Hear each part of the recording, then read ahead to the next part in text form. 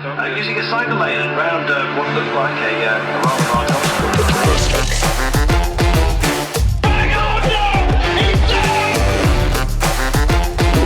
Gets his head down, he's in a time trialing position. This is The Domestics, presented by Black Sheep Cycling. Hello again and welcome again to The Domestics, to what's been an incredible day, a fabulous day in the Tour de France. It's Friday, July the 22nd, and we really have so much to get through in this program. I'm Mike Tomalaris. Let's say hi to our fellow domestics, Matilda Reynolds, and Lee Hollywood Turner. Hi, Tills. Hi, Mike. Morning. Yeah, what an incredible stage. Just trying to catch up on it all. But yeah, just topping off what's been an unbelievable tour. We keep saying the same thing, but we can't say it enough. It's just been from top to bottom all round, just an amazing tour. Hollywood, you're still in Sardinia, and I know that you watched it today before you went bango on your bike and then went for a swim in the Mediterranean Sea. But what an incredible day today. Oh, mate, I was so excited watching it. It was like a boxing match. You know, Pogačar punching him and then the drama of them both coming off, or Vingegaard nearly coming off. It was just such an exciting stage, day after day, and we can't forget Wout van Aert. He is just wowie. He is so good, like just the perfect bike rider. He's amazing. Like, oh, man, what a day. It was so exciting. I love it. I love it too. Later in the program, we'll welcome Anya Lowe, an Aussie who has been selected to appear in her first Tour de France, Women's Tour de France. Like everybody else, it's the inaugural Women's Tour de France. But what I mean is this is her breakthrough year on the pro circuit. So we're looking forward to speaking to Anya. So much to unpack from stage 18 at the Tour de France. It really was such an entertaining day in the Pyrenees. It's been the fastest Tour de France to date. Let me tell you what we saw. We saw a show of sportsmanship from Jonas Vingegaard, one that will be talked about, I think, for many, many years and decades. We saw a two-time defending champion attack the yellow jersey, not once, not twice, not three times, not four times. It was just endless attacking. And you know what, Tills and Hollywood, what I love about the Pog, he's been beaten for the second time by his nemesis, but climbs onto the podium, accepting the white jersey today. And you know what? He had a smile on his face. It's a new wave of cyclists. It's a new wave of athletes. And you know, this sport has gone through so much drama, so many dark days in the last 20 years. It's so refreshing to see 1 and 2 on top of the podium, as we will see, I'm sure, come Paris on Sunday, Monday morning Australian time. It's so refreshing. How do you feel, Tills?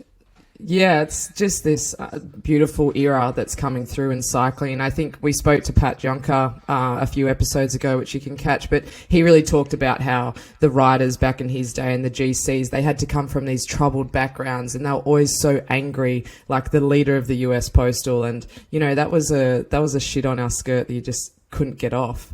And so I think, you know, the Pogačar and Vingegaard, the way that they have carried themselves through this tour just makes you so proud to be a part of the sport. They're someone that you can really hold up for the next generation of people, of young women and young men who are looking at these riders, and the sportsmanship's just been incredible. And just the way that he's ridden, all of them just love riding, and they just love the competition, and that's the way that they've raced, and they're just absolute the way they play out there, and they just love riding their bikes, and that just comes through so evident, and it's a pleasure to watch and one that should be celebrated. Yeah, definitely. It's like, I remember the old days where like Armstrong went up to Simone and zipped his mouth, and you know, and it was just that arrogance and that bullying in the tour. But no, you're right, Tomo and Tills, it's a lot different, a lot more sportsmanship, and it's better to watch. It's beautiful to watch. The cycling's in a really good spot right now. And throw in Wout van Aert in that stable as well. He was out the front, literally from 0 kilometres today, and finished third on the stage. At one point, we saw the green jersey, the yellow jersey, the white jersey, 1, 2 and 3 with about 5 or 6 kilometres to go. I don't think in my time watching the Tour de France I've ever seen that scenario. Wout van Aert, I believe, will be a Grand Tour winner of the future. He certainly has been the most consistent performer of this year's Tour de France. Every stage almost, he's just lit up the Tour, whether it's on a sprint stage, a medium mountain stage, or a high mountain stage like today. He's been awesome, Tills. Yeah, it's going to be the talk, I think, after this tour. Can Wout be a GC rider? I think the course may need to suit him, but I would love to see the ASO create a course that sort of suits those riders a little bit more, because I think it will bring a lot more riders into that top pool. And yeah, Walt certainly deserves to be there. It will be interesting. I'm not sure where his contract is up to, but I think he would love to be able to ride for himself at a tour. And you really saw him battling with that throughout the whole tour, because he himself, like Vingegaard, like Pogačar, he's just a racer. So he hated when he had to sit up, and he did it, and he knows that's his role, but he wants to race. He wants to go all in. He wants to compete. He doesn't want to be guiding the yellow jersey through the mountains. Yes, we're talking. Sorry, just when you start talking about Wout van Aert, Matilda, I just start daydreaming and just picturing riding along the beach road with Wout, showing him all the things. I actually said to Ali when we were watching it, I said I would have an affair on you with him. He's just so beautiful. So that's your leave pass, is it? Yeah, Wout. I get a shot at Wout. Well, just on Wout, just on Wout, for him to be his own rider, he's going to have to leave the Jumbo-Visma team, because there are just too many heavyweights in that team. And I'm not sure exactly when his contract runs out, but don't be surprised if the likes of some of the big guns from Ineos perhaps might be knocking on his door. I'll tell you some of the other things I took out of today's stage. The fact that Pogačar tried to shake Vingegaard on the descents today. He couldn't do it on the climb, so he tried to do it on the descents. They almost came down, each of them, both Jonas and Tadej on the descents, and luckily we didn't see a pretty ugly incident. What else did I take from it? I really loved Jumbo's tactics today. They delivered something absolutely exceptional. The teamwork was magnificent, and that's the reason why Jonas is in the yellow jersey, extended his overall margin by more than 3 minutes. It was such a good thing to see, Hollywood. It was like I think on GCN they said it's like a shuttle run, like Steph Kuss. Just as he got to Wout, he pulled off, then Wout took over. It was the teamwork was so good. Like, it was going to be so hard for Pog. He had no one, and Jumbo just to watch the teamwork. I said to Al, cycling is, when you watch something like this, cycling is such a team sport. It really is. Well, it's all over unless something horrible happens over the next 3 days. It's more than 3 minutes, the margin. But, I think Pog, given that he won the Tour last year and the year before, he'll probably finish runner-up this year. We're going to see this duel, I think, for the next God knows how many years. And when you throw in Egan Bernal, who is coming back from injury, the Colombian, who won the Tour in 2019, another youngster, I mean, it's such an exciting period, Tills. 3 guys who have won the Tour, who will win the Tour each come Sunday. They're under 25 years of age. It's quite exciting.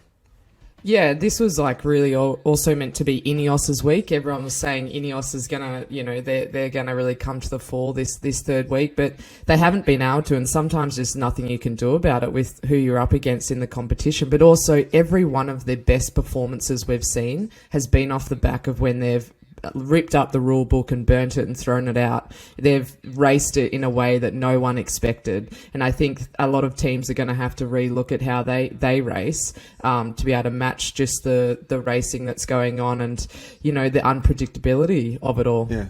Just can I ask you a question?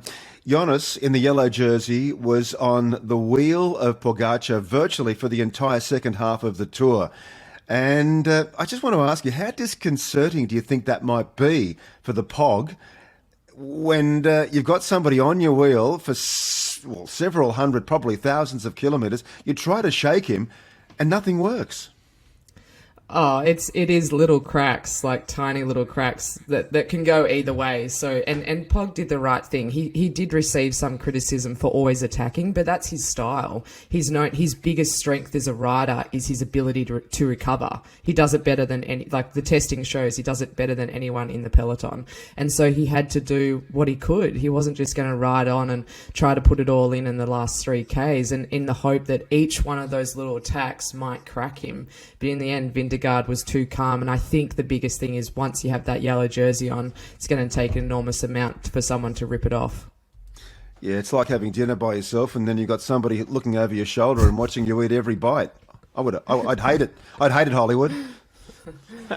Yes. Well, actually, it's funny you say that because we have where we are staying a buffet breakfast and buffet dinner, and I do eat a lot, and people are watching me, and just I see them niggling their partner going, look at him, he's gone back again, and my plate's full. So I do understand, Mike, I do. Okay, let's introduce our guest for tonight's episode of The Domestics. The Domestics by Black Sheep Cycling. Yeah, so to give a bit of I know we're almost about to finish the tour. There's going to be a huge amount of post-race depression for not just the racers, but certainly all the fans. But fear not, the Tour de France Femmes avec Swift, which essentially just means Swift are a major sponsor, hence my cap, of the Women's Tour de France, which starts on Sunday, so Monday for the Southern Hemisphere. Over 8 stages starting on the Champs-Élysées. This isn't the first Women's Tour de France that has been, but it will be the first that's had live coverage as opposed to the original Women's Tour de France, which pretty much started and ended in the 80s. And I think the biggest thing is, in a snapshot, why it's important at the most minimal level is that every punter, fan, family member that sits around the table and knows nothing about cycling, they have heard of the Tour de France. And when you say I'm a professional cyclist, usually the first question that follows around the barbecue is, do you ride in the Tour de France? And finally, the women's peloton can scream they do, and they can tell them how they can follow it. And what's really exciting about this year's event for the women is that it's going to be a really exciting race in how they've structured the course, every profile, every stage for every different type of rider, which means there's the potential for us to almost see every day the yellow jersey may change hands, and essentially the gradient just increases every day. So with that, just to introduce our next guest, she's from Tasmania. She's only 21. I hadn't even picked up a bike at that age. She's won a number of under 23 road races, criterium events. She takes it to the elites at every chance she gets. Her and I have recently raced in Europe, where she was representing the Australian Cycling Academy. But more importantly, she's just signed with Continental Pro Team based out of the Netherlands, AG Insurance Next Gen, and has absolutely burgled her way onto their Les Femmes Tour de France squad. Welcome to the podcast, Anya Lowe. Whoa, what an introduction. Anya. Pump up your tires, mate. Pump up your tires. Now, you know I'm just geeing you up with the burgling on there. We know you all deserve it, but mate, that is unbelievable. Tell us, it's incredible that you've made the Tour de France stock. How did this opportunity come about with Next Gen? Oh my gosh, it's been a bit of it's all happened very quickly. I started conversations with the team basically straight after Road Nationals this year, where I had a fairly strong performance there. And then things just, we kept talking, and basically they needed me to come to Europe. And that opportunity came with my former team, ARA Pro Racing Sunshine Coast. And we all came to Europe, and then I met with the team, and they were pretty happy with everything. So, yeah, it all worked out well. And talk us through the team, mate, just for those that don't know, their focus is on the under 23. Yeah, so at the moment, they're completely an under-23 continental team. It's actually the first women's under-23 continental team ever. So, yeah, I'm lucky to be a part of it, and I'm in my last year under-23. But the team has ambitions next year to step up into the World Tour ranks. And how was your stint in Europe before they said come on board? Yeah, it was a good stint. We did a lot of races. We were racing twice a week with UCI races, and we were just in Belgium and the Netherlands, so they were just those filthy lower level, like, you know, it was raining, cobbles, steep little climbs, crashes. You were there too, as you knew exactly what it was about. We both had a race at one stage where we were on the deck together, so. Mate, we both had that one stage where we're both in the ditch together. I'm trying to get stinging nettle off me just to make matters worse. And it was such an absolute cluster. They ended up having to pause the race 1 hour in just so everyone could reset, and because all the ambulances have been taken off course. So, you know, yeah, definitely come to Europe. It's great fun. It's a good way to... Now, Anya, I've got a question. I've got a really important question. What's the kit like, and what bike and group set are you riding? I'm interested to know. Sorry, our kit is very nice. I've got given a lot of winter kit as they're a Belgium-Netherlands team, so lots of cold kit at the moment. But luckily it's quite warm here in Europe though.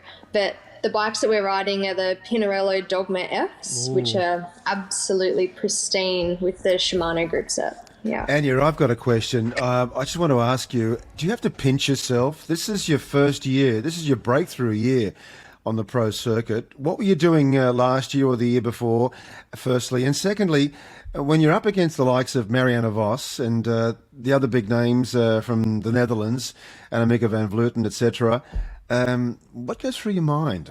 I mean, you weren't born when they were winning titles.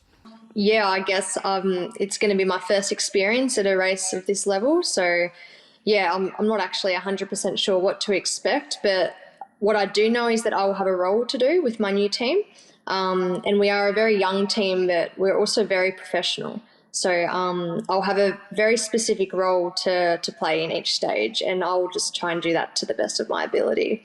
And we've got a few little hitters on the team as well, so we might surprise you guys. What were you doing last year and the year before and the year before that? I was just racing in the NRS, and I actually started a university degree as well on the Sunshine Coast. So I've started a Bachelor of Dietetics, and yeah, I was just doing my degree and riding in the national domestic scene. So yeah. So, Anya, you've got ex-professional Jolien Doyle as your DS. What learnings have you taken away from the team? I know you've done a little, very, very short stint there already in France for and around the courses. What have you taken away from her, and what's your thoughts on the course so far? Yeah, so we were just in France doing a recon of almost all of the stages. Jolien has got an impressive amount of experience behind her. She just knows so much about racing and about, you know, how the race is going to play out before we've even done it. We were reconning some of the stages, and she would just tell us, right, at this point you need to be in this position because this is going to happen. So to have her in our ear, in our radios when we're riding, is just going to be super important, and we're super lucky to have her. Now, tell me something. Now that you've signed this contract, financially, is it good for you? Do you have to scrape and scrounge, or now that you've signed this, you've got a little bit of money in your pocket, you'll be okay? Yeah, the team financially is looking after their riders quite well. So excellent. Yeah, we're okay. Good. And so, Anya, the team's actually has, you know, I guess is, I don't know what to call it, the sister team or something for Quick-Step. Is that what is going to be moving forward next year? Are you guys going to be Quick-Step or stay individual and have your own identity for next year?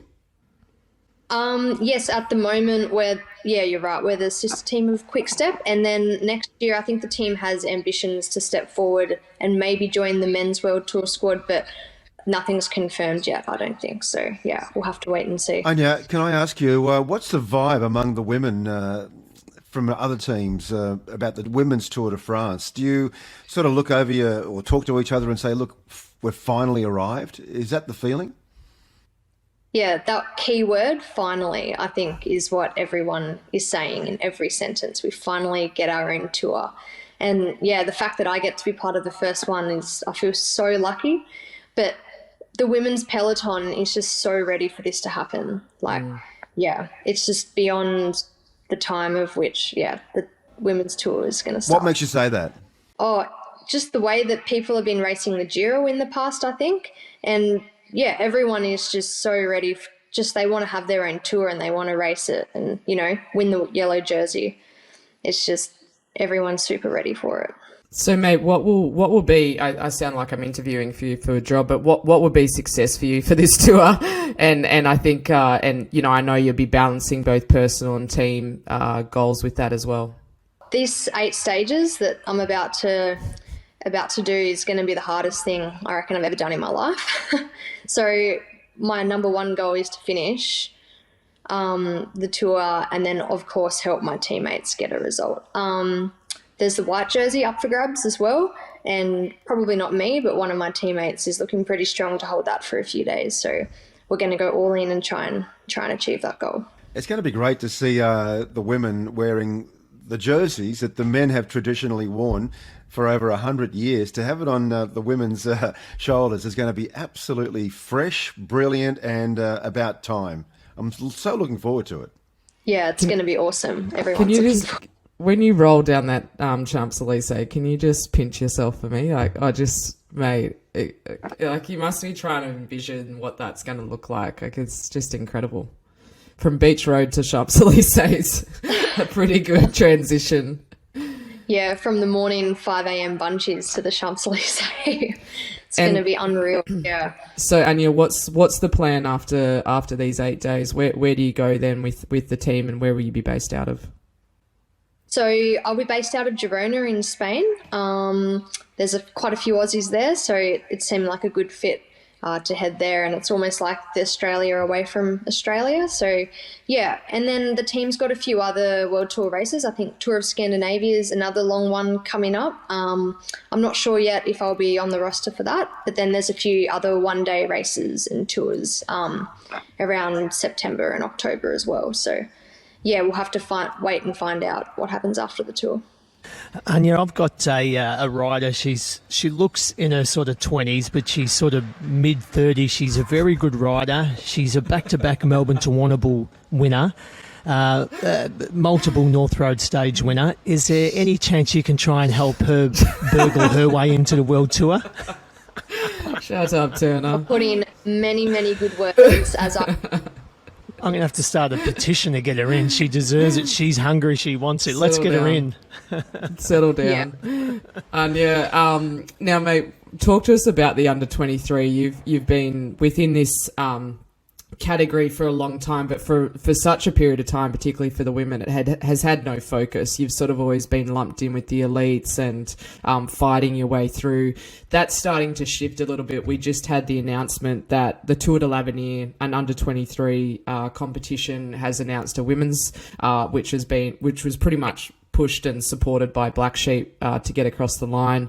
Where do you think that's needed? Will it be able to be supported by the peloton? And also talk to us about under 23 worlds. Again, you're lumped in with the elites, but then having your own race. Firstly, it's definitely taking a step forward. It is happening slowly, but yeah, it's definitely heading in the right direction. It's been a good category to be part of course. Like, it's really important for our development, but I still think there's a lot of work needed to, push it further. And, some races like Worlds, yes, we get a jersey this year. I think they've announced that the under 23 women get a jersey, but we don't have our own race. And I still don't understand why that is, but, it's just something at the moment that we have to accept, but it also needs to change for the future. As you know, mate, at nationals, that can completely change the dynamics of the race if under 23 are in with the elites. Like, if there's an under 23 up the road, the elites may not chase, and vice versa. So it can totally impact the actual race if under 23s are racing with the elites, particularly for something like a World Championships, which is just enormous. Yeah, absolutely. Like, you see it at the Aussie Road Nationals each year. There's like a little race within a race for the crit and the roadie, because the under 23 women are in with the elite women. So yeah, I think it just needs to be a separate event. On the world stage, there's more than enough people, and I don't see why an under 23 woman that wants to compete in the elite women they can make that step like the men can. And then, yeah, and if you want to compete in your age group, then you can. There's yeah, I think it's time to let that happen as well. Well, Anya, it's time for you to prepare yourself for the biggest race of your career. We'll be following your progress, and just do well. Just do well, and if you manage to win a stage, we want the scoop, okay? We want the exclusive. We're on next week. The Domestiques will be here next week, following the women's tour, talking about the ladies. So, can you promise me that we'll have the exclusive if something extraordinary happens? Yeah, I can give you that promise, but There's another one, Tills. That's 2. Mate, just like, yeah, absolutely good luck. And then after that, I think we need to get you back on, talk about Worlds, see where you're at with that, and hopefully, yeah, getting a spot on there as well. But shit, we're going to be cheering for you so hard. And yeah, I know the whole of Australia, the fact that they can watch you and you're going to be on the biggest stage is just incredible. So massive good luck, and you totally deserve to be there. So we've been working for so many years. So yeah, super proud of you, dude, and we look forward to seeing you race so hard. thank you so much, Tills. Stay with us, Anya. You're listening to the Domestiques with Matilda Reynolds, Lee Hollywood Turner, and Anya Lowe. The Domestiques. I just want to get your thoughts, Anya, if you don't mind, on the tour. Have you been watching the men's race? I have. The girls, we're actually in a COVID bubble at the moment, so we're in our accommodation for the last week between training camp and the tour, and we're not allowed to leave. So the entire men's stages we've been watching as well to keep ourselves entertained. So what are your thoughts? What are your thoughts of this scenario that's unfolding right now? I reckon this is the best Tour de France I've ever watched, and believe it or not, since I've been young, I've watched quite a few. So yeah, this is just the battle between Pogačar and Vingegaard has just been unbelievable, and the sportsmanship that Vingegaard showed today after Pogačar unfortunately crashed on that corner on the descent was just unbelievable, and they just shook hands. Yet at the base of that final climb, it was just all business again, and they did what they did best, and they entertained the world. Listen, you'll be racing on Sunday on the Champs-Elysees. Stick around and watch the men do their thing, because that'll be a twilight finish. I think, personally, and I've seen a few, it's the best stage. Even though the race is wrapped up in terms of results, it's the best atmosphere. And those listening at home, if you haven't been to Paris on the Champs-Elysees for the final stage of the Tour de France, it's a homecoming. It really is a relief, not just for the riders, but for everybody involved. And Hollywood, I believe you'll be there with your yellow and red kit. Is that right? Yes, I'll be there. I'll probably be in civvies. But where do I watch it? Where's the best spot to go and stand and watch it? I've absolutely got no idea where to go. What should I do? I don't know, because I always get Here we go, Mr. VIP. Here we go. Mr. VIP. Here we I go. have no Mike idea, but Mike Tomalaris used to work in TV, everyone. Yeah, I'm a washed-up broadcaster now, and so I can join you. I can join you, Hollywood, somewhere. We'll probably be watching together. Oh, excellent. I look forward to it, mate. All right, we've got to let this girl go to bed. She goes to France, the tour tomorrow. Yeah, and look, and as always, we want to hear from you at home. Tell your friends about the Domestiques. Like us, share us, enjoy us, and we hope you're enjoying us. I'm enjoying it. We've been here for more than 2 weeks now. So on behalf of the team, Matilda, Lee and Anya, and everybody that's involved in the production, we'll talk to you very soon. The Domestiques. The Domestiques by Black Sheep Sidemen.